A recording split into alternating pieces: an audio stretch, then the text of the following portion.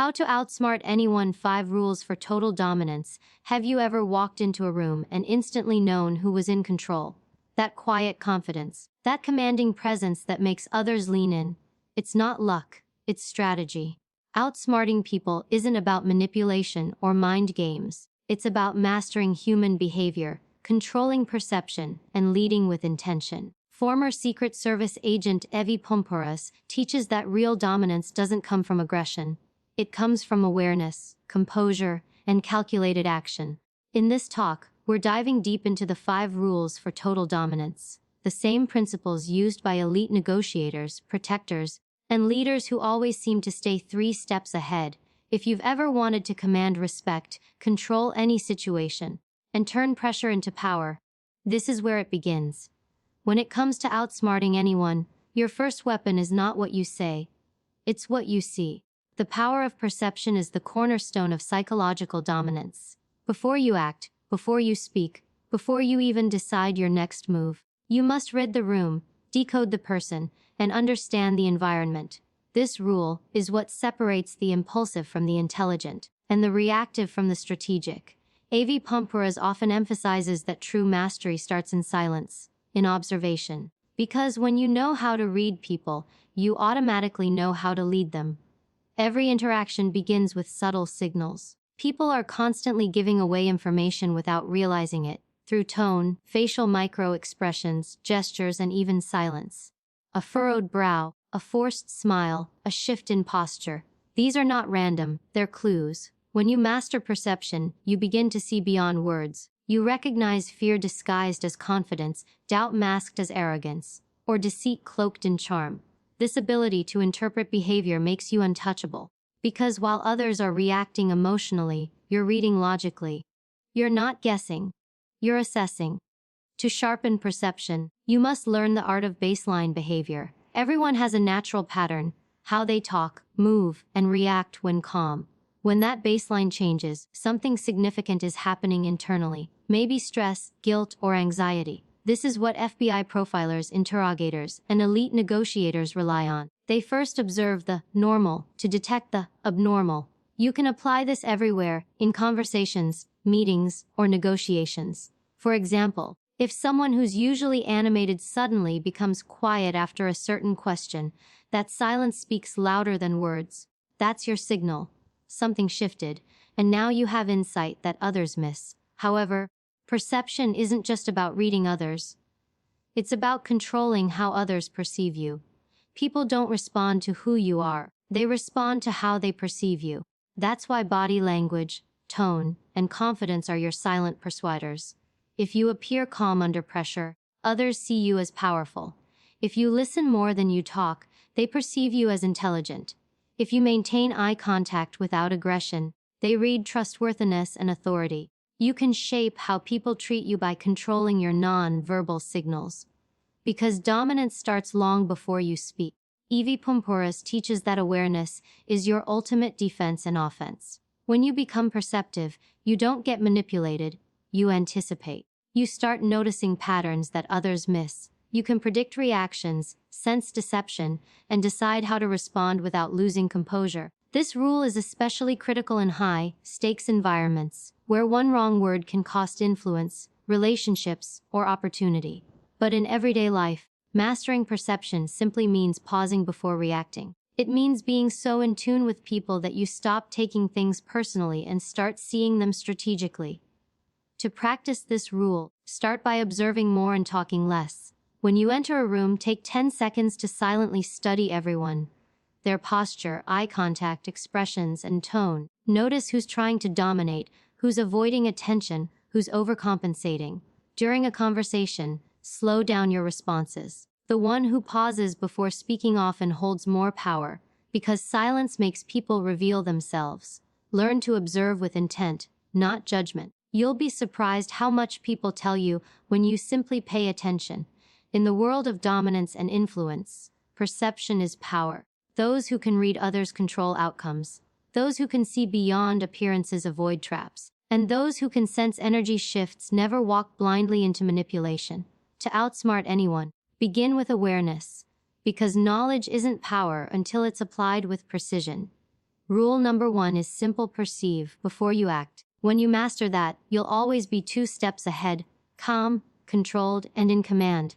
In any interaction, personal, professional, or confrontational, the person who controls the narrative controls the outcome. Rule number 2 is about owning the story before someone else writes it for you. To outsmart anyone, you must understand that perception creates power, but the narrative defines direction. It's not enough to know what's happening. You must guide how it's interpreted.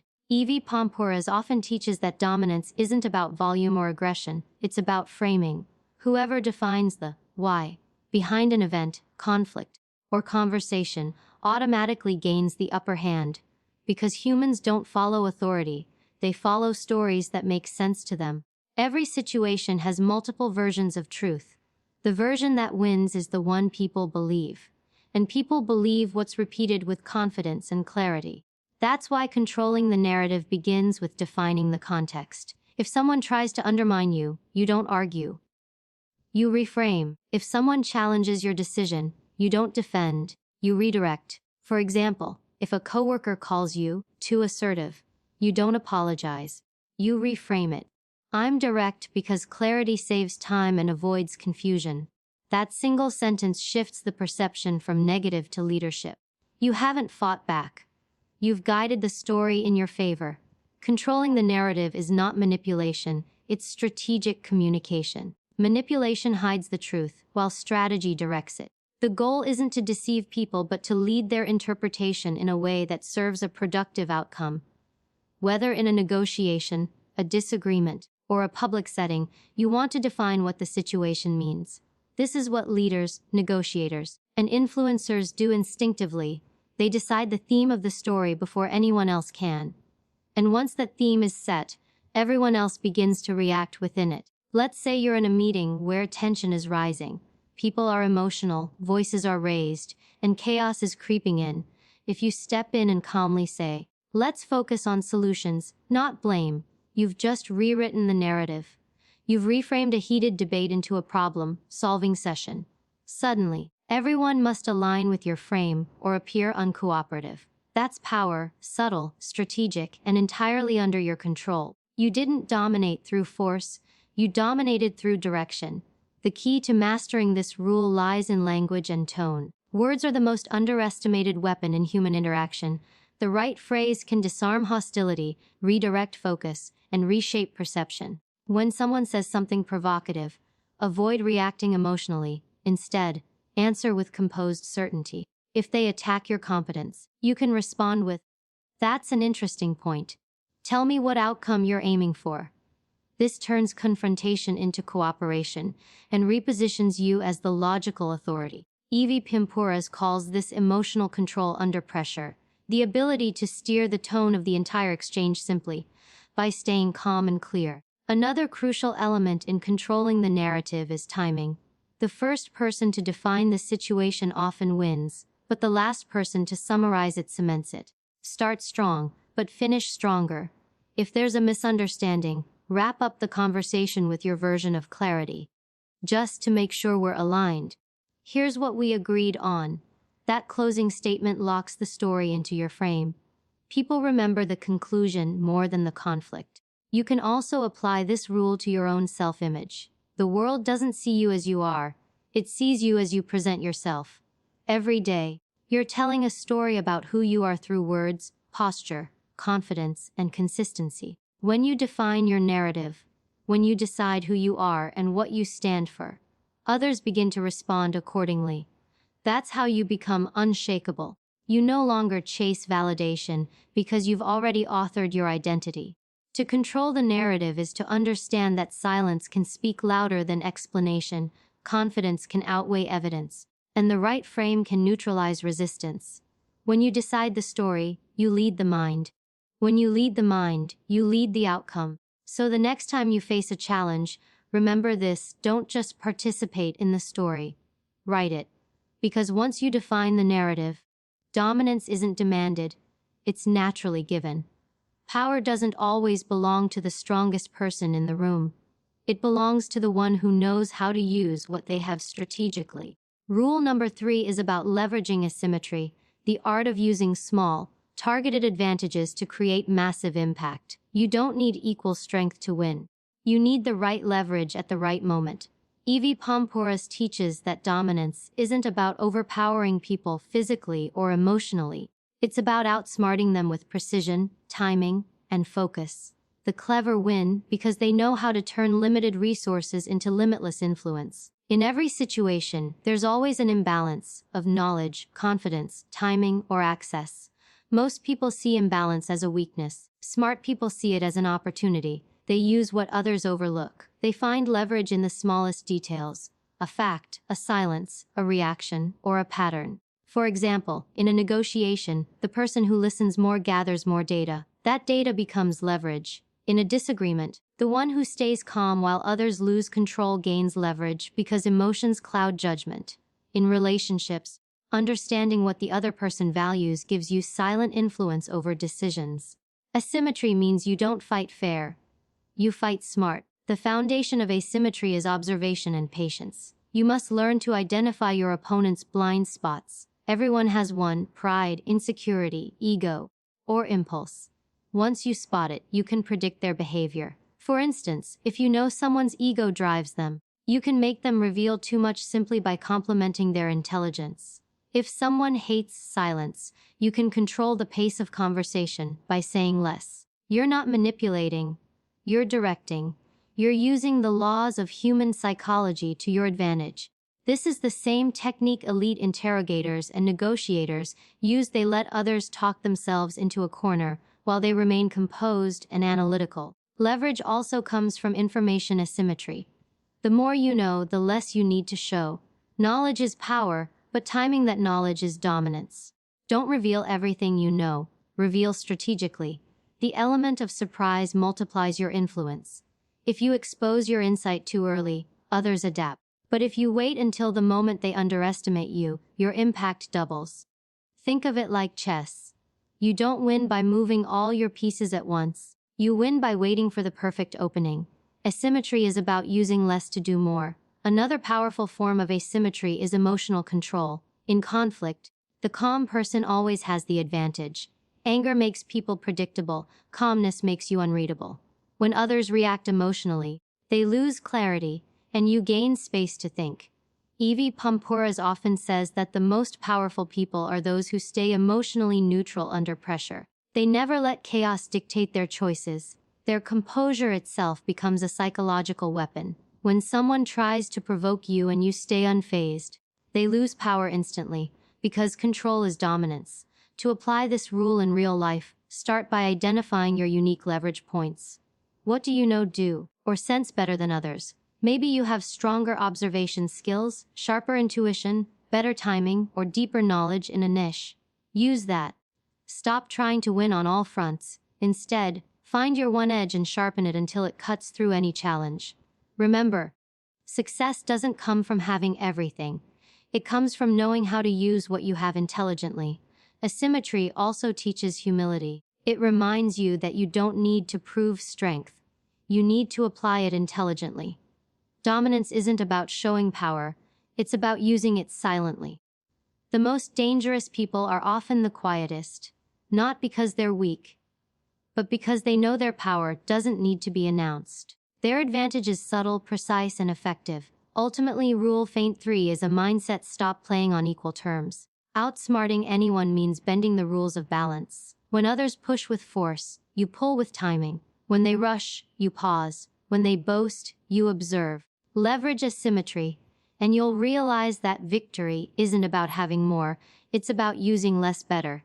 Because in the game of dominance, equality is an illusion, and the one who finds leverage in imbalance will always win the war of minds. Rule number 4 is the essence of psychological mastery. Always stay 3 moves ahead. Outsmarting people isn't about reacting faster, it's about thinking deeper. It's about seeing what's coming long before others even realize a move has begun. Evy Poumpouras often explains that those who dominate any environment, whether it's negotiation, leadership, or personal dynamics, are not the ones who speak the loudest, but the ones who plan the furthest. They anticipate, calculate, and prepare for multiple outcomes. They play life like a chessboard, where every move is intentional and every reaction is predicted before it even happens. Most people live in reaction mode. They speak, act, and decide based on emotions or impulses, constantly trying to fix problems as they arise. But those who operate on a higher level don't wait for problems, they foresee them. Staying 3 moves ahead means developing foresight, awareness, and mental composure. It's being so attuned to human behavior that you can predict how others will react, not because you're psychic, but because you understand patterns. People are remarkably predictable once you learn to observe their motives, emotions, and habits. If someone is prideful, they'll react to ego threats. If someone craves validation, they'll respond to praise. If someone fears rejection, they'll avoid confrontation. When you can map these tendencies, you can anticipate their decisions and control outcomes effortlessly. To stay 3 moves ahead, you must learn the power of strategic patience. Patience is not weakness, it's calculation. It allows you to observe without pressure, to choose the right moment instead of the first one.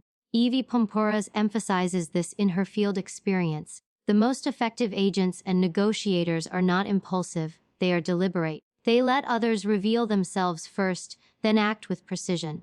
In everyday life, this means never rushing to respond when emotions are high. Take a mental step back, assess the situation, and project how your next action will ripple through the next 3 steps. What will they do after you respond? What will you do after that? When you think in sequences, you stop being reactive and start being unshakable. Another key to this rule is scenario mapping. This is a mental exercise where you imagine different possible outcomes and prepare a response for each. If the conversation goes well, what's your next step? If it turns negative, how will you redirect? If someone challenges your position, what calm, confident statement will neutralize them? By pre-planning outcomes, you reduce anxiety and increase control. This is how professionals operate under stress. Soldiers, agents, CEOs, and negotiators don't improvise. They anticipate. They already have 3 backup plans before the problem even starts. And when life throws unpredictability at them, they don't panic, because they've already seen it in their mind. But staying 3 moves ahead doesn't only apply to others, it applies to yourself. To outsmart anyone, you must also outsmart your impulses. That means mastering emotional intelligence, understanding your own triggers, fears, and blind spots.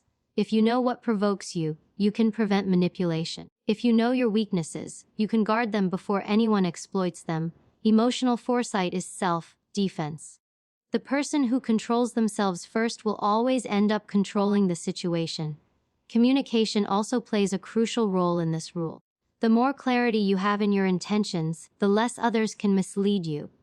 When you know exactly what you want from an interaction, whether it's respect, truth, agreement, or compliance, you can structure every question, pause, and tone toward that goal. That's what it means to move ahead mentally.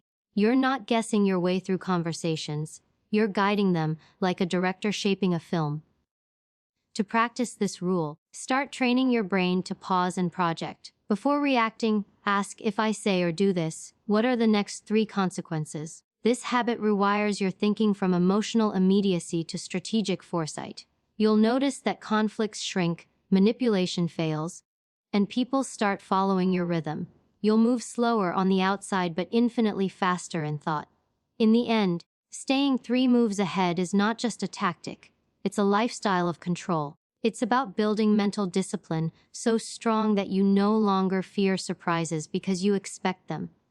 It's about thinking with intention instead of emotion.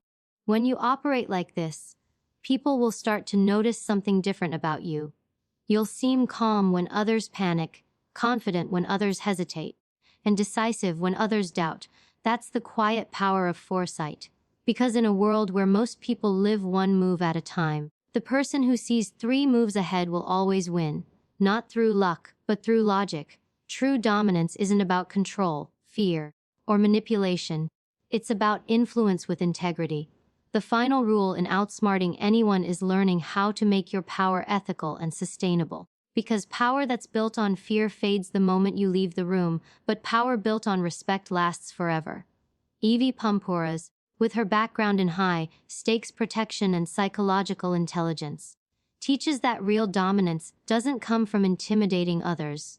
It comes from earning trust while maintaining control. This rule is what separates temporary victory from lasting leadership.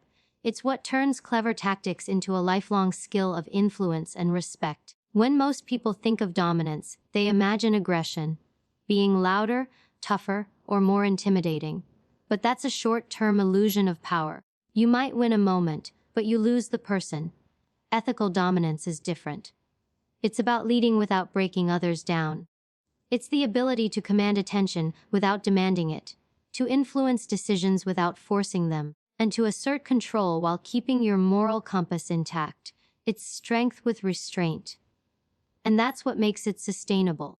People will follow a dominant person out of fear, but they will commit to a powerful leader out of respect.